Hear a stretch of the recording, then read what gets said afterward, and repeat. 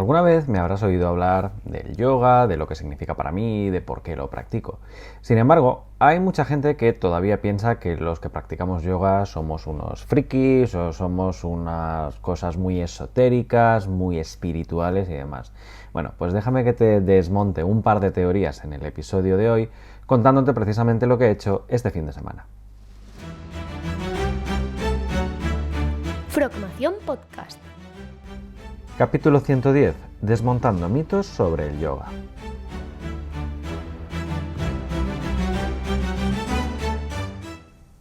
Muy buenas a todos y bienvenidos a un nuevo episodio de nuestra Frogmación Podcast. Este fin de semana he pasado 3 días en una convención de yoga Iyengar, que es el tipo de yoga que yo practico con mis compañeros del centro de aquí de Palma de Mallorca. La verdad es que ha sido una convención muy chula. La verdad, es difícil de describir con palabras porque al final nos hemos estado 8 o 10 horas al día practicando yoga, haciendo mucho deporte. Yo vengo con los brazos que parece que no son míos porque creo que he crecido unos centímetros en horizontal y sobre todo en vertical de estirarme. Y la verdad es que además de compartir momentos con ellos, conocernos también un poco más, porque al final, pensad que cuando uno va a un centro de yoga o practica yoga en grupo, tú vas, hablas 2-3 minutos antes de la clase, en la clase estás tú solo en tu esterilla, en tu mat, y luego te vas a tu casa. Entonces, de normal nos conocíamos bastante de vista, pero no habíamos intercambiado más que a lo mejor un café o dos. Y la verdad es que el grupo nos llevamos todos súper bien, además todos con la misma mentalidad, y nos ha quedado como objetivo pendiente viajar a la India en unos años, tal vez a la cuna del yoga, a pasar allí un par de meses, ¿no? Pues bueno, aunque la técnica del yoga está muy en auge, seguro que tienes un amigo o amiga o un conocido que practica, son muchos los que todavía se muestran escépticos o que tienen una idea preconcebida de lo que suele alejarse bastante de la realidad de lo que es el yoga. Sin embargo, nosotros, los que practicamos, no intentamos persuadir ni introducir a la gente al yoga porque sea una especie de secta. Y voy a usar esa palabra precisamente porque cuando tú se lo cuentas a la gente, lo primero que te dicen es: coño, te has metido en una secta. No. Si hablas con cualquier yogi, un yogi es alguien que lleva muchos años practicando yoga, casi le podríamos llamar un maestro, ¿no? Y cuando te digo muchos años, pues hablamos de 30 años, 40 años. La filosofía o lo que te va a contar es muy diferente. De hecho, el ejemplo que nosotros ponemos siempre es que el yoga nos educa a cómo tenemos que ser con nosotros mismos, con la sociedad, para poder llegar a un estado superior, ¿no? El estado superior del yoga, precisamente, cosa que se consigue pues con mucha práctica física, lo que llamamos las asanas, con respiraciones y con la meditación, que la meditación es algo que hasta que no llevas años practicando es muy difícil que puedas entrar en un estado de meditación. Yo, por ejemplo, no medito, ¿vale? Practico asanas, practico respiraciones, pranayamas, pero no medito, ¿vale? Sobre todo porque todavía no estoy a un nivel como para poder llegar a entender esto. Entonces, para desmontaros algunos mitos o conocer un poquito mejor la parte física y espiritual de esta disciplina, digo, pues aprovechando que he tenido un fin de semana tan espectacular y nos lo hemos pasado tan guay, pues aprovecho el episodio de hoy y os cuento un poquito lo que sí es el yoga, ¿no? Entonces, la gente que practica yoga, en general se les llama frikis, ¿no? Somos frikis, practicamos a diario, a todas horas, dentro del mat, fuera del mat, no solo en la esterilla, el mat es la esterilla, ¿vale? Esos son los comentarios que yo he oído o que me han llegado directamente. La gente es muy escéptica porque no dan siquiera la oportunidad de entender qué es el yoga. Tampoco se entienden con los dos tipos de personas, alguien que practica yoga con alguien que no y viceversa. Es difícil mantener una conversación precisamente por el cambio que sufre la persona que sí practica yoga. Yo el primer cambio que noté fue con respecto a mi comportamiento. Mi comportamiento en general, hace yo unos años, era más fácil que yo saltara, no que pegara broncas, porque nunca he sido de pegar broncas, ¿no? Pero sí que me enfadara o que tuviera un pronto y demás. El yoga sí que te ayuda a controlar esos aspectos. Sobre todo porque mantener una postura de yoga durante 1 minuto, 2 minutos, 5 minutos es pesado, es duro. A ver, el yoga, nadie que haga yoga te dirá: yo hago el yoga porque me encanta, porque es que me lo paso súper bien. No, nadie te va a decir esto porque mantener una postura de yoga es duro, es pesado, es incómodo, incluso es doloroso. Lo que sí que aprendes es a gestionar, a canalizar ese dolor, esa frustración y convertirlo en una fortaleza para ti. En general, tenemos que darnos tiempo para llegar a entender lo que es el yoga, por supuesto. Es una filosofía, por así decir, que se lleva practicando desde hace miles de años, ¿no? Cuenta la leyenda, ¿no?, que el dios Shiva creó el yoga o enseñaba esas posturas y demás, y a partir de ella diferentes discípulos fueron creando las diferentes ramas del yoga hacia un lado o hacia otro, ¿no? Entonces, ¿qué pasa con las personas escépticas que no creen en el yoga? Y a lo mejor te incluyes a ti mismo, que dices, este tío me está aquí comiendo la oreja en el episodio de hoy. Bueno, al final, una persona que sí practica se acerca, aunque pueda ser más escéptico o no, intentando entender, sobre todo con curiosidad, ¿no? Alguien que no practica y dice, hostia, ¿y este que hace yoga, tío? ¿Qué le debe ver? ¿Por qué practica 3 horas al día, 3 veces por semana? ¿O por qué se va a una convención un fin de semana entero? Bueno, lo que pasa es que con todo el mundo escéptico, los que se acercan normalmente suelen ser por dos motivos. O bien porque tienen problemas físicos, o bien porque tienen problemas mentales, ¿vale? Yo en mi caso me acerqué, creo que lo he comentado alguna que otra vez en el episodio, por un problema físico. A mí hace ya unos años se me detectó una enfermedad genética, espondilitis anquilopoyética anquilosante o algo así, que no tiene cura. Es genética, o mi padre o mi madre o los dos lo portaban, y a mí se me despertó hace ya unos años en un viaje a Latinoamérica, ¿no? Con un cambio en el pH interno, básicamente una gastroenteritis.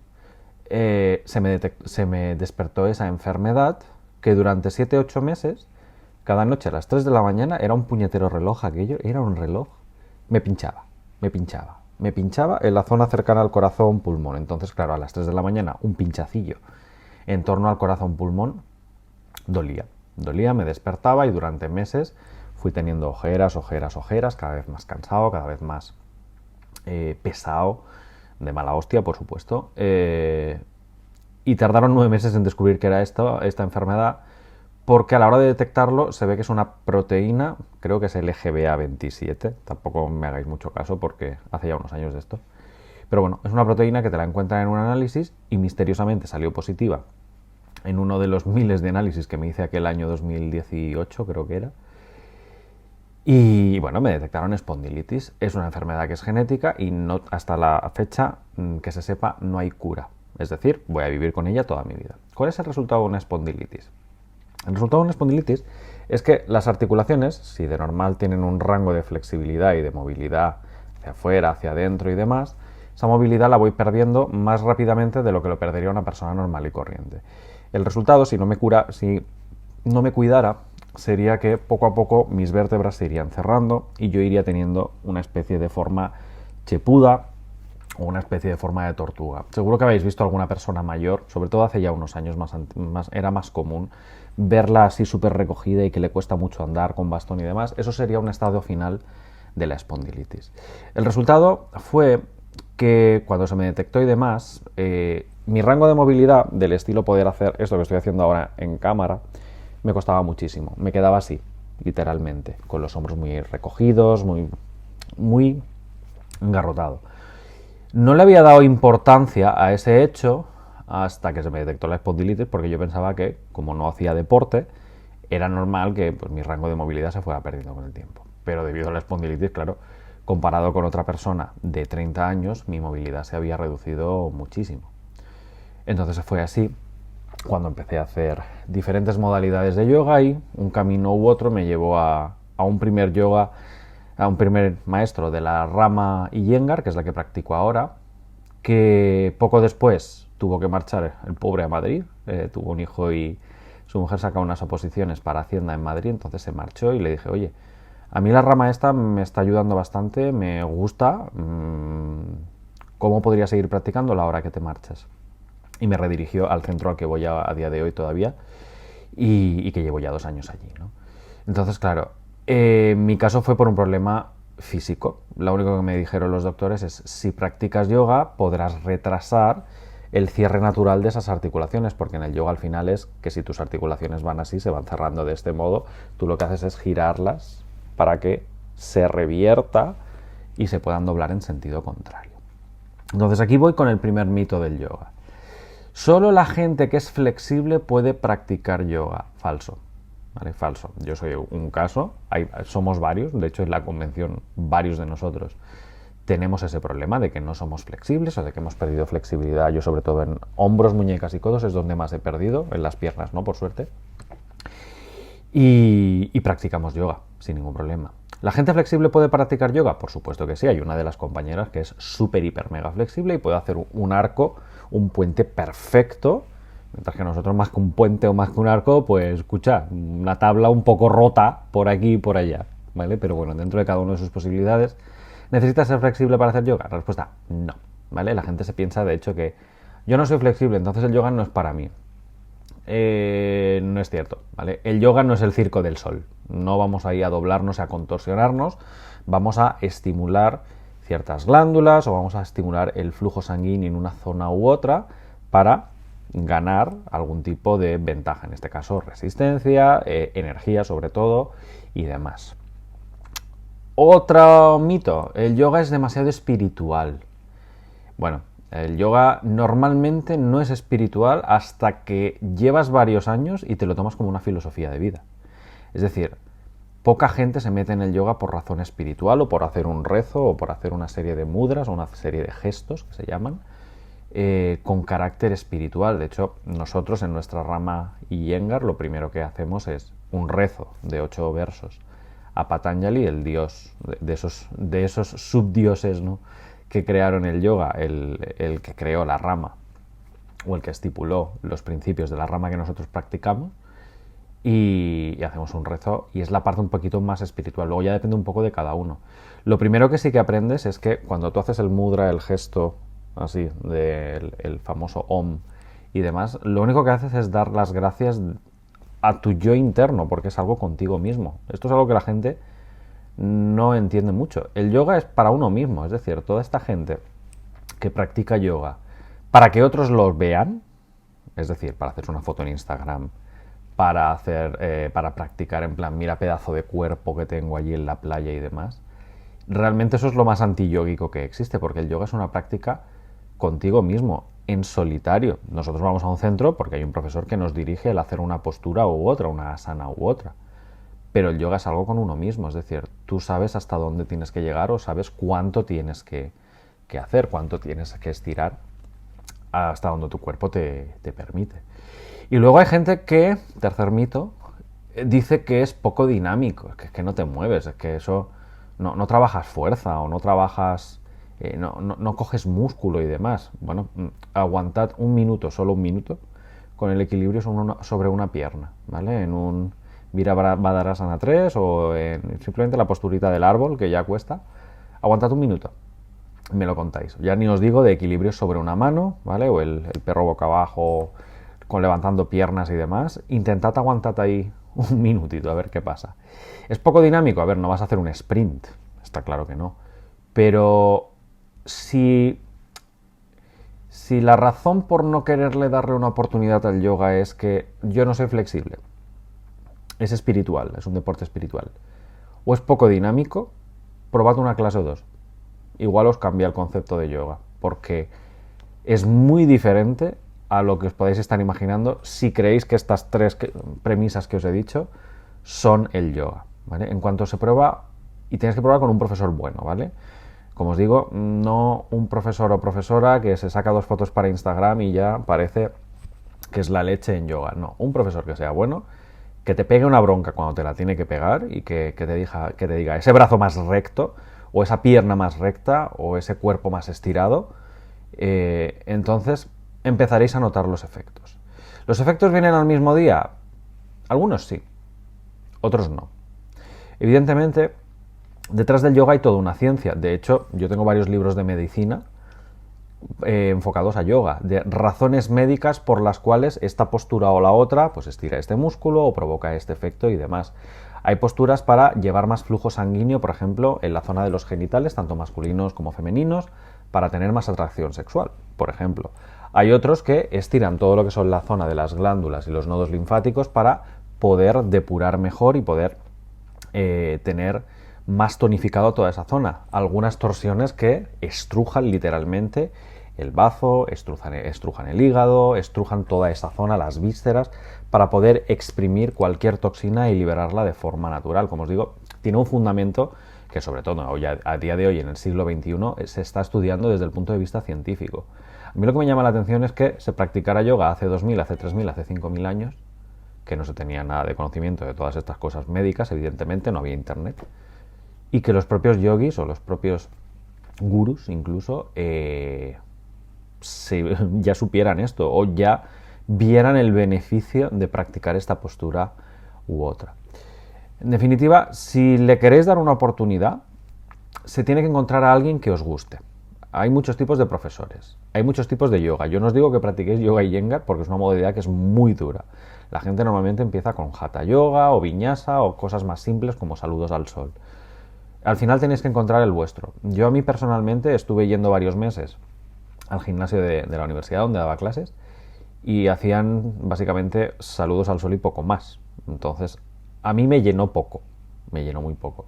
Sin embargo, en el yoga Iyengar, que es un yoga que es bastante más duro, me gusta bastante. Practico, ya lo he dicho muchas veces, 3 veces por semana. Y aquí en casa por las noches, todas las noches, antes de ir a dormir, 15 minutitos de posturas relajantes para poder dormir mejor. Y os prometo que funciona, ¿vale? Yo siempre he sido una persona que he dormido poco y mal, entonces ahora duermo poco, pero duermo genial, ¿vale? También otra idea preconcebida, que a mí me hace mucha gracia, ¿no? Que tiene la gente es que el yoga es para perroflautas, ¿vale? Que es para perroflautas, muy espiritual y demás. Probad una clase. A ver, si os gustan deportes de mucho movimiento, de mucha fuerza, de mucho cardio y demás, no os esperéis que va a ser algo así, porque al final es mantener una postura a lo largo del tiempo. Pero lo que os digo, mantened esa postura a lo largo del tiempo. El cuerpo entero se empezará a vibrar, las fibras de los músculos se empezarán a romper y poco a poco pues os daréis cuenta que el músculo se va fortaleciendo, va engrosando. De hecho, nosotros siempre hacemos la comparación que en gimnasio o en deportes así más explosivos, más de fuerza, lo que hacen los músculos es que crecen hacia arriba, ¿no? En vertical. Nosotros, como lo que hacemos normalmente es estirar, los músculos lo que hacen es crecer longitudinalmente. Al final, el objetivo es el mismo. El músculo crece, el cuerpo se refuerza. Digo brazos, digo piernas y sobre todo la parte más importante es la columna. Lo que pasa es que si yo te digo estira la columna, nadie es capaz de estirar la columna. Estira la parte baja de la columna, estira la parte alta de la columna. La forma de acceder a poder estirar todas estas cosas al final es estirando los brazos, estirando las piernas, poniendo una postura erguida, intentando abrir el pecho y demás, que es lo que fomentan las asanas, que se llaman las posturas en yoga, ¿vale? De hecho, hay gente que llega del mundo del deporte y que cuando prueba una clase de yoga no la aguanta, por lo exigente que es a nivel físico. De hecho, el yoga te ayuda un poco a equilibrar, sería la palabra, ¿no? Al final, yoga es ese equilibrio cuerpo-mente. Y los deportes o los trabajos que nos desequilibran de un lado o de otro, por ejemplo, imaginaos un tenista. Un tenista que siempre usa la misma mano para darle a la raqueta, o un jugador de pádel, normalmente tendrá un brazo más desarrollado que otro, desequilibrio. Alguien que trabaja con el ordenador todo el día, por ejemplo, yo mismo, que normalmente pues mi postura será así y por tanto mis hombros se tenderán a cerrar y tenderé a tener postura chepada, ¿no? Tengo un desequilibrio que de hecho es el que estoy todavía intentando abrir. O gente, como os digo, que viene súper fuerte, con unos brazos, con una fuerza y demás, pero que luego a nivel de yoga no aguanta. Imaginad un trabajo que requiere estar fuerte, un policía nacional, un bombero, alguien donde vosotros os imaginéis una persona fornida, ¿no? Probablemente no aguantará una clase de yoga, porque es muy exigente a nivel físico, a nivel de resistencia, pero no de resistencia de tener músculos, sino de poder aguantar. Y sobre todo, lo que os he dicho, falsos mitos alrededor del yoga. Yo no soy flexible, no puedo hacer yoga. Falso. Es como el que dice, yo no estoy fuerte, no puedo ir al gimnasio. No, empiezas a practicar porque quieres ser más flexible o empiezas a ir al gimnasio porque quieres estar más fuerte, ¿vale? Otro ejemplo, es que yo ya no estoy a tiempo, yo ya soy mayor para practicar yoga. Bueno, en la convención había gente de 90 años, bueno, perdón, me he pasado de 90, pero de 70 años sí que había. La propia profesora era una persona ya de la tercera edad. O sea, imaginaros que la profesora que vino de la India a la convención a dar la clase, pues debía tener sus 60 o así. Ya era una persona mayor y practicaba perfectamente y súper flexible. ¿Por qué? Porque lleva mucho tiempo practicando, ¿vale? Yo empecé a practicar joven porque tuve un problema físico. Las personas mayores que van con nosotros a clase y practican, precisamente practican porque, claro, cuando han llegado a los 50 o cuando han llegado a los 60 se han dado cuenta que no son flexibles de aquí o no son flexibles de allá, entonces han querido contrarrestar ese efecto. De hecho, la idea que nosotros todos tenemos de una persona mayor es que le cuesta girar el cuello, entonces se gira entera para poder mirar hacia atrás, o que le cuesta sentarse porque tiene rigidez en las caderas. Todo lo que es el yoga trabaja en quitar ese tipo de rigidez. Pues hay personas de 60, 70, 80 años que hacen el pino, que se doblan, que se cuelgan de cuerdas para poder hacer sirsasana, la postura sobre la cabeza o la postura invertida. Por tanto, no os penséis que solo es un deporte para jóvenes y flexibles, no. Y luego, para mí, la crítica más gorda que se suele recibir el yoga es que en yoga no se hace ejercicio. A mí me han dicho muchas veces, ¿qué deporte haces? Yoga. No, eso no es un deporte.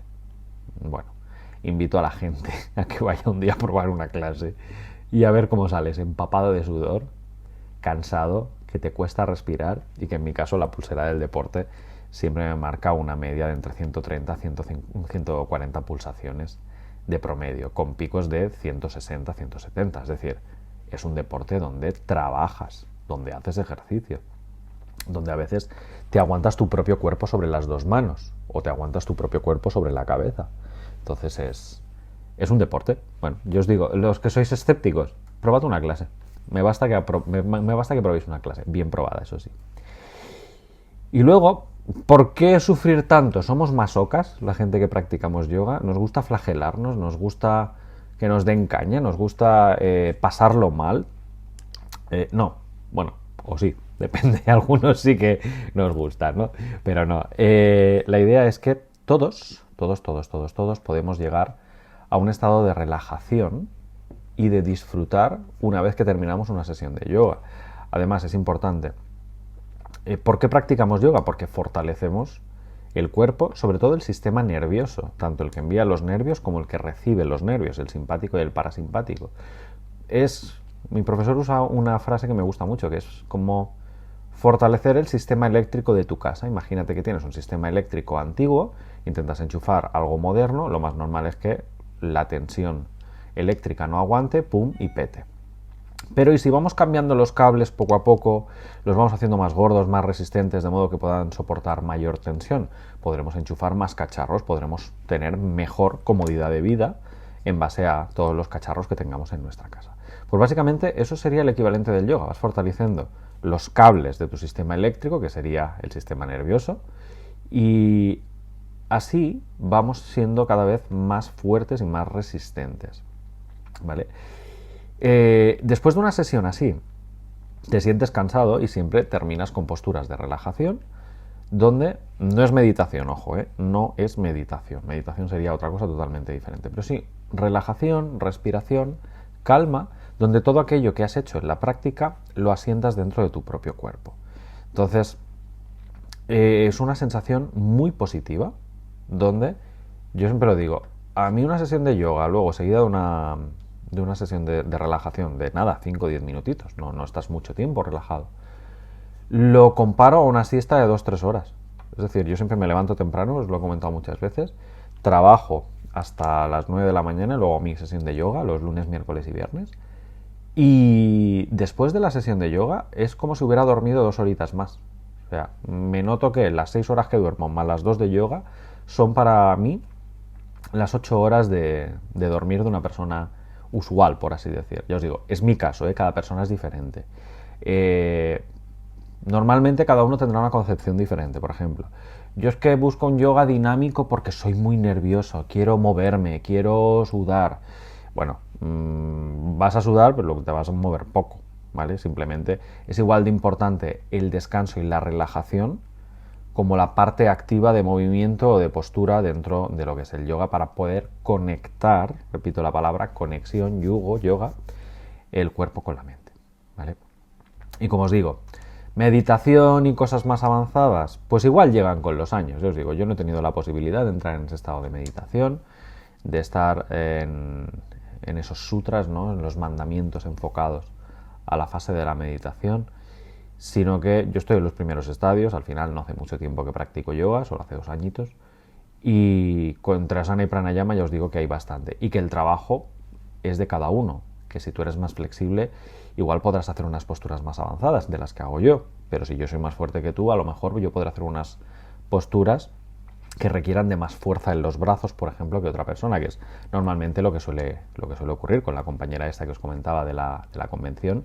Ella era súper flexible, hacía un arco perfecto, pero luego, al igual, a la hora de mantenerse sobre los brazos, una postura que te aguantas solo con el equilibrio sobre los brazos, a lo mejor yo estaré 1 minuto y ella estará 30 segundos. Al final nos compensamos de una forma u otra porque cada cuerpo es diferente, y lo que os he dicho antes, el yoga se trata de entenderte a ti mismo, de conectar contigo mismo y de saber cuáles son tus límites y tus posibilidades, ¿vale?